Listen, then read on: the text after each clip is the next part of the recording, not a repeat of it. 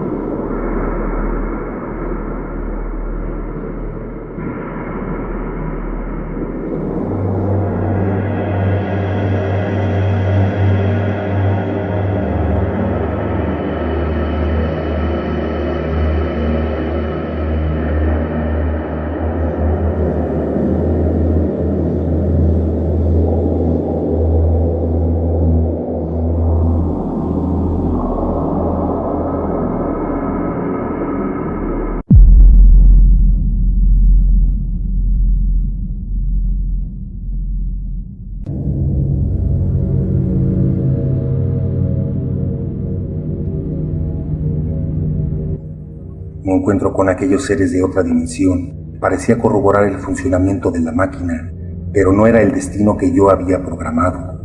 Quizá fue una mala interpretación de los datos de entrada en la computadora, o es que dicha realidad es paralela a otra, donde ambas pueden convivir en dimensiones parecidas.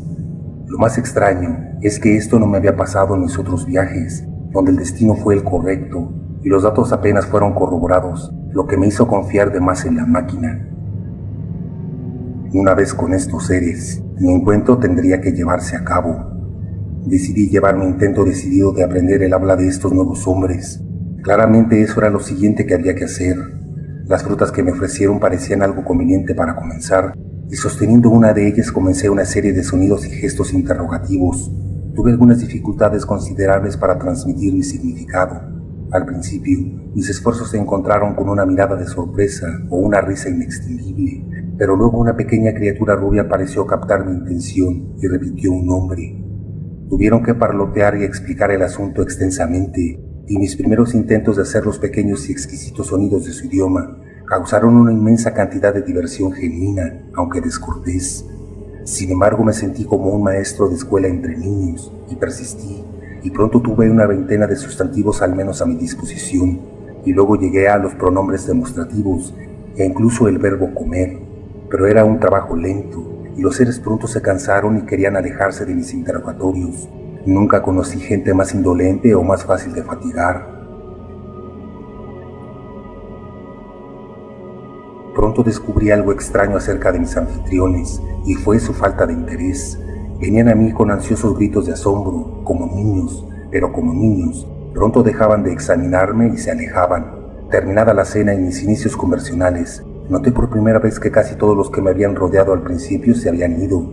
También es extraño lo rápido que llegué a ignorar a estos seres.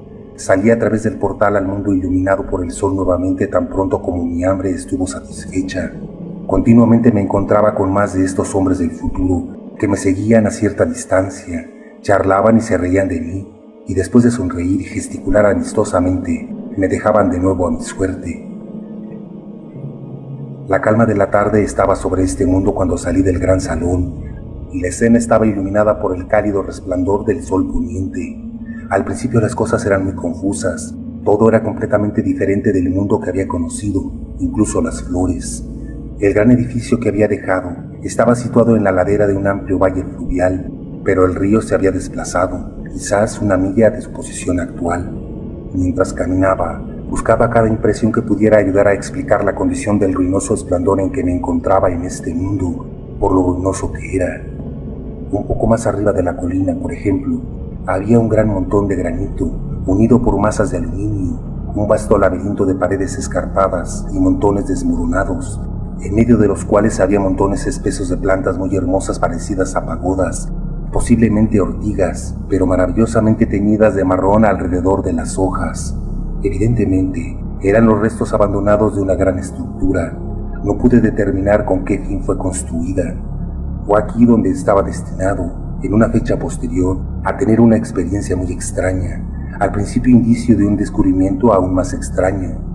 Sentí curiosidad sobre la fecha en la que me encontraba y decidí ir a ver lo que me señalaba la pantalla de la máquina. 802.701 fue la fecha que registraron los pequeños diales de mi máquina.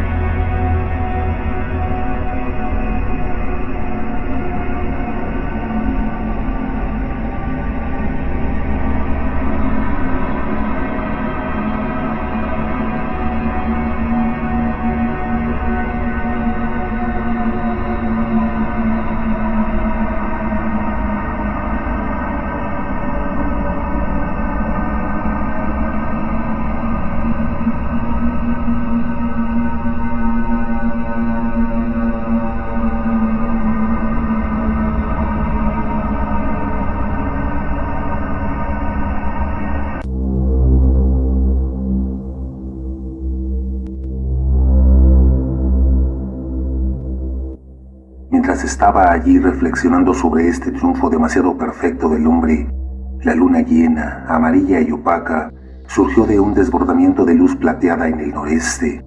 Las pequeñas figuras brillantes dejaron de moverse abajo. Un búho silencioso pasó revoloteando y yo temblé por el frío de la noche. Decidí descender y buscar dónde dormir. Busqué el edificio que conocía. Luego mis ojos se dirigieron a la figura de la esfinge blanca sobre el pedestal de bronce, que se hacía más clara a medida que la luz de la luna creciente se hacía más brillante. Podía ver el abedul plateado contra él. Allí estaba la maraña de arbustos negros bajo la luz pálida. Allí estaba el pequeño césped. Miré de nuevo el césped. Una extraña duda heló mi complacencia. No, me dije con firmeza, ese no era el césped, pero era el césped, porque hacia él estaba el rostro blanco y leproso de la esfinge. ¿Te imaginas lo que sentí cuando me di cuenta de esta convicción? Pero no puedes. La máquina del tiempo había desaparecido.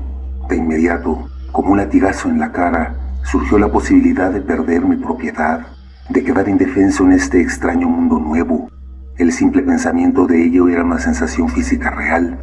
Podía sentir cómo me agarraba la garganta y me detenía la respiración. En otro momento estaba preso del miedo y corría a grandes zancadas pendiente abajo. Una vez caí de cabeza y me corté la cara. No perdí tiempo en contener la sangre, sino que salté y seguí corriendo, con un cálido chorro por mi mejilla y barbilla. Todo el tiempo que corría me decía a mí mismo, lo han movido un poco, lo han empujado debajo de los arbustos para apartarlo. Sin embargo, corrí con todas mis fuerzas, en todo momento, con la certeza que a veces acompaña al miedo excesivo. Supe que esa seguridad era una locura. Supe instintivamente que la máquina estaba fuera de mi alcance. Mi respiración llegó con dolor. Supongo que recorrí toda la distancia desde la cima de la colina hasta el pequeño prado, tal vez 1 kilómetro en 10 minutos. Y no soy un hombre joven.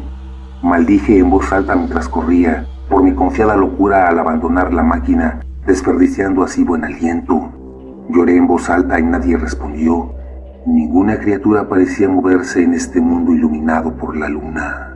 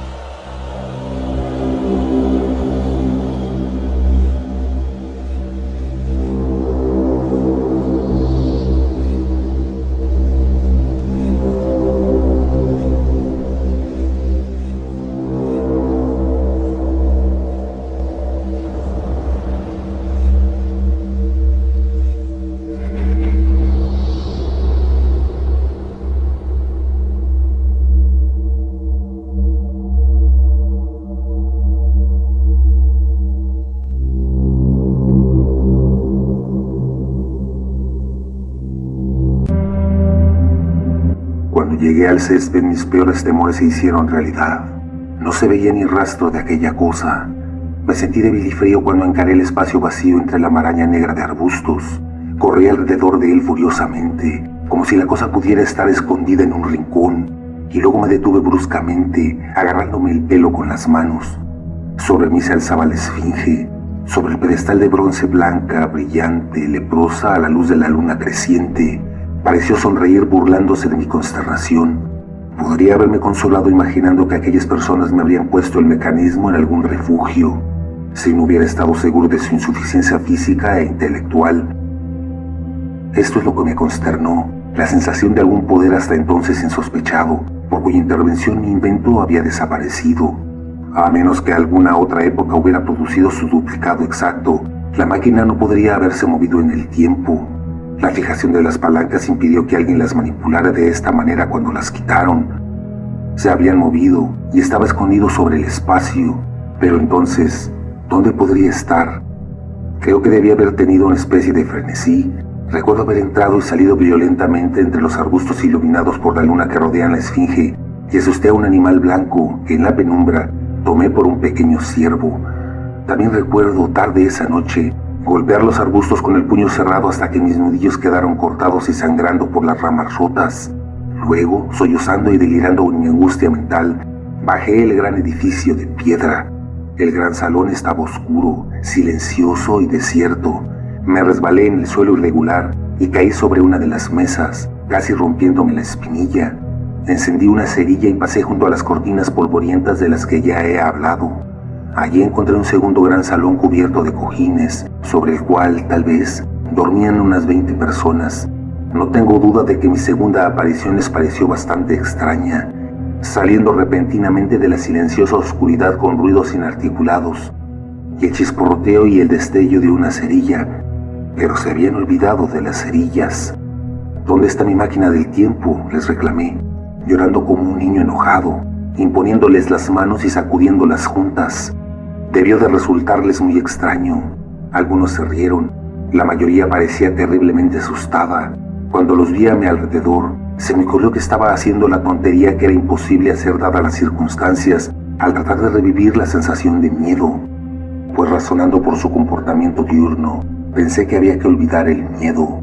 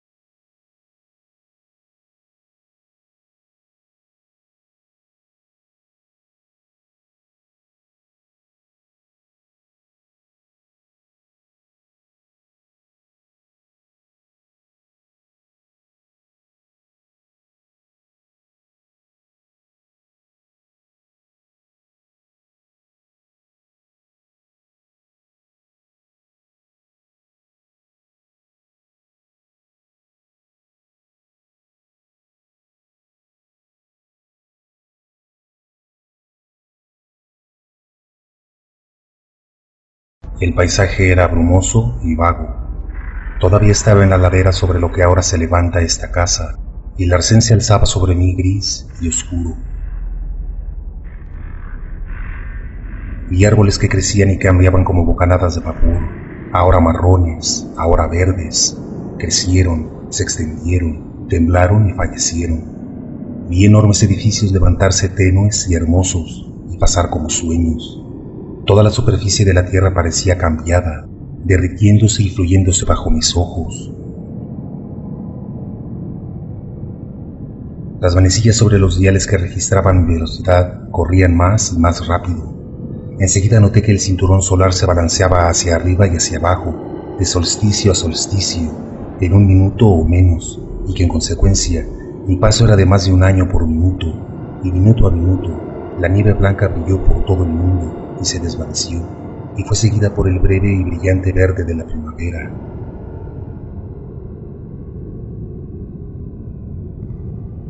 Las sensaciones desagradables del comienzo eran menos punzantes ahora.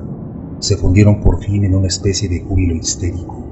Observé, en efecto, un torpe balanceo de la máquina que no pude explicar, pero mi mente estaba demasiado confundida para prestarle atención, así que con una especie de locura creciendo en mí, me lancé hacia el futuro.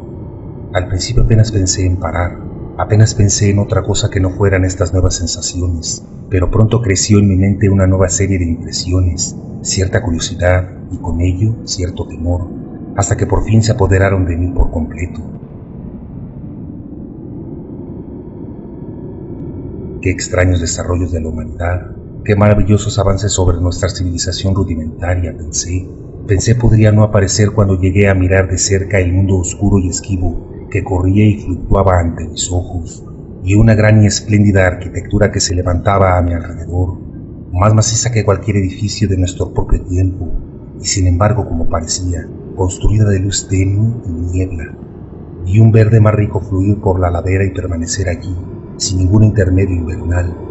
Incluso a través del velo de mi confusión, la tierra parecía muy hermosa, y así mi mente vino a la cuestión de detenerme.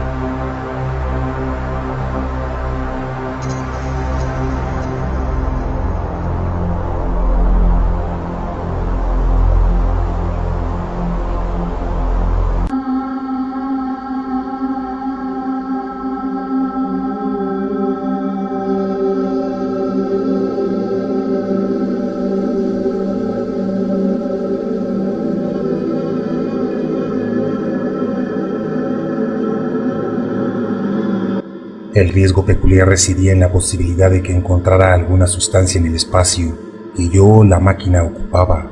Mientras viajaba a gran velocidad a través del tiempo, esto apenas importaba. Estaba, por así decirlo, atenuado. Estaba deslizándose como un vapor a través de los intersticios de las sustancias intermedias. Pero detenerme implicaba atascarme, molécula a molécula, en lo que fuera que se interpusiera en mi camino. Significaba poner mis átomos en un contacto tan íntimo con los del obstáculo que se produciría una profunda reacción química, posiblemente una explosión de gran alcance, que nos haría volar a mí y a mi aparato fuera de todas las dimensiones posibles, hacia lo desconocido. Esta posibilidad se me había ocurrido una y otra vez mientras fabricaba la máquina, pero luego lo había aceptado alegremente como un riesgo inevitable, uno de los riesgos que un hombre tiene que correr. Ahora el riesgo era inevitable, ya no lo veía con la misma alegría.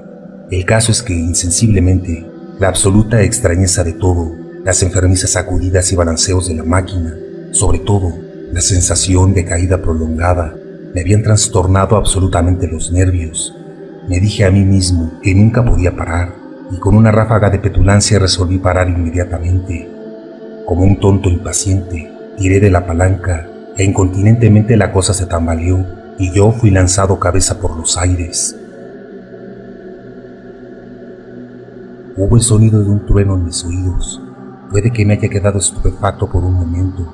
Un granizo despiadado silbaba a mi alrededor, y yo estaba sentado en el césped blanco frente a la máquina volcada.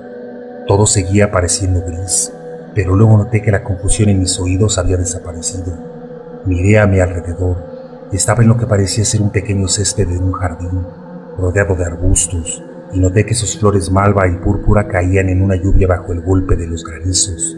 El granizo que rebotaba y danzaba flotaba en una pequeña nube sobre la máquina y se desplazaba por el suelo como humo. En un momento estaba mojada hasta la piel. En ese momento pensé en lo tonto que había sido al mojarme. Me levanté y miré a mi alrededor. Una figura colosal, tallada aparentemente en alguna piedra blanca, se alzaba indistintamente más allá de los arbustos a través del aguacero brumoso, pero todo lo demás del mundo era invisible.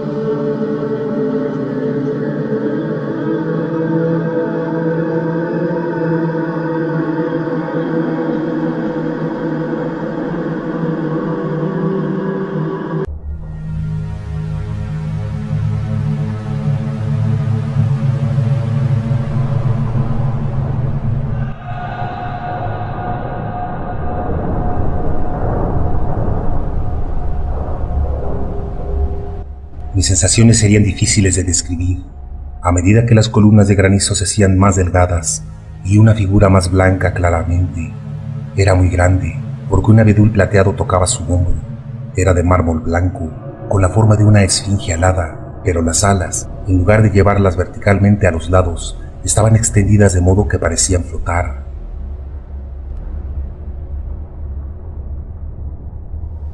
El pedestal, me pareció, era de bronce y estaba cubierto de un metal raro. Dio la casualidad de que el rostro estaba hacia mí.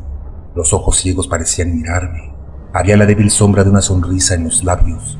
Estaba muy desgastado por la intemperie y eso impartía una desagradable sugerencia de enfermedad. Me quedé mirándolo durante un breve espacio de tiempo, medio minuto tal vez, media hora. Parecía avanzar y retroceder a medida que el granizo avanzaba más o menos denso. Por fin aparté los ojos de él por un momento y vi que la cortina de granizo estaba gastada y que el cielo se iluminaba con la promesa del sol. Volví a mirar hacia la forma blanca agazapada y de repente me sobrevino toda la temeridad de mi viaje. ¿Qué podría aparecer cuando esa cortina nebulosa se retirara por completo? ¿Qué podría no haberles pasado a los hombres? ¿Y si la crueldad se hubiera convertido en una pasión común?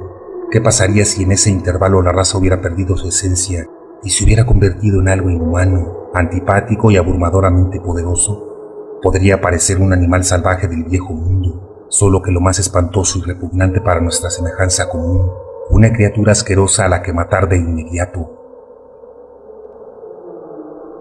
Y había otras formas vastas, enormes edificios con intrincados parapetos y columnas altas, con una ladera boscosa que se acercaba lentamente a mí, a través de la tormenta amainando. Me invadió un miedo de pánico. Me volví frenéticamente hacia mi vehículo y me esforcé por reajustarlo.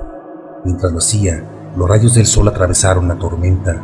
El aguacero gris fue barrido a un lado y se desvaneció como las ropas arrastradas de un fantasma. Por encima de mí, en el azul intenso del cielo de verano, algunos jirones de nubes marrones se arremolinaron en la nada.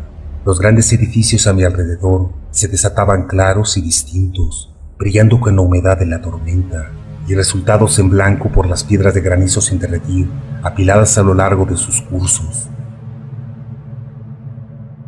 Me sentí desnudo en un mundo extraño. Me sentí como quizás se siente un pájaro en el aire claro, sabiendo que el halcón vuela hacia arriba y se abalanzará. Mi mundo se convirtió en frenesí. Tomé un respiro, apreté los dientes y nuevamente luché ferozmente. Cedió bajo mi ataque desesperado y se dio vuelta. Golpeó mi barbilla con violencia.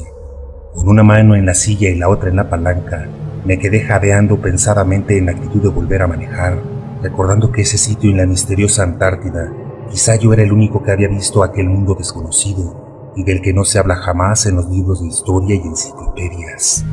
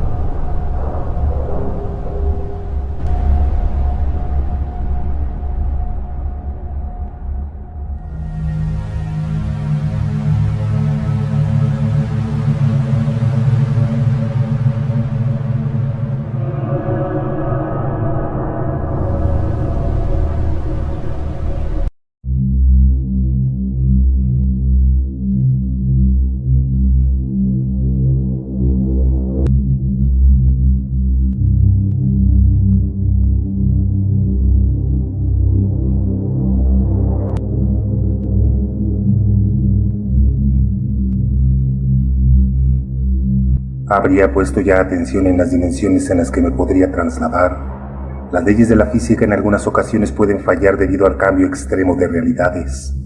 En su programación, la máquina podía hacer ciertos ajustes, pero en realidad el destino final al que podía llegar era sin duda incierto. Habría llegado a ese lugar y el extraño encuentro con esas criaturas quedó registrado en mi mente. En otro momento estábamos frente a frente, yo y esta cosa frágil del futuro. Vino directamente hacia mí y se rió en mis ojos. La ausencia en su porte de cualquier señal de miedo me golpeó de inmediato. Luego se volvió hacia los otros dos que lo seguían y les habló en una lengua extraña y muy dulce y líquida. Vienen otros, y en ese momento me rodeaba un pequeño grupo de unas 8 o 10 de esas extrañas criaturas. Uno de ellos se dirigió hacia mí.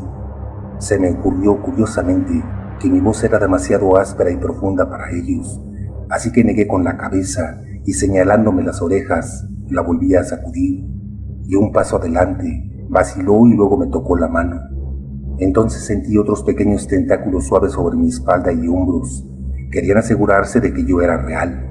No había nada de esto en absoluto. De hecho, había algo en estas lindas personas que inspiraba confianza, una dulzura graciosa, una cierta tranquilidad infantil, y además se veían tan frágiles que podía imaginarme a mí mismo arrojando a la docena entera como si fueran bolos. Pero hice un movimiento repentino para advertirles cuando vi sus pequeñas manos rosadas palpando la máquina del tiempo. Felizmente entonces, cuando no era demasiado tarde, pensé en un peligro que hasta entonces había olvidado, y pasando por encima de las barras de la máquina, desenrosqué las pequeñas palancas que la pondrían en movimiento y me las guardé en el bolsillo. Luego me volví de nuevo para ver qué podía hacer en el cambio de la comunicación. Sus ojos eran grandes y apacibles, y esto puede parecer egoísmo por mi parte. Incluso imaginé que había una cierta falta de interés que podría haber esperado en ellos. Como no hicieron ningún esfuerzo por comunicarse conmigo, sino que simplemente se pararon a mi alrededor sonriendo y hablándome con suaves murmullos entre ellos, comencé la conversación. Señalé la máquina del tiempo y a mí mismo. Entonces, dudando por un momento cómo expresar el tiempo, señalé al sol. Por un momento me quedé atónito, aunque la importancia de su gesto era bastante clara. Un flujo de decepción se apresuró a través de mi mente. Por un momento sentí que había construido la máquina del tiempo en vano.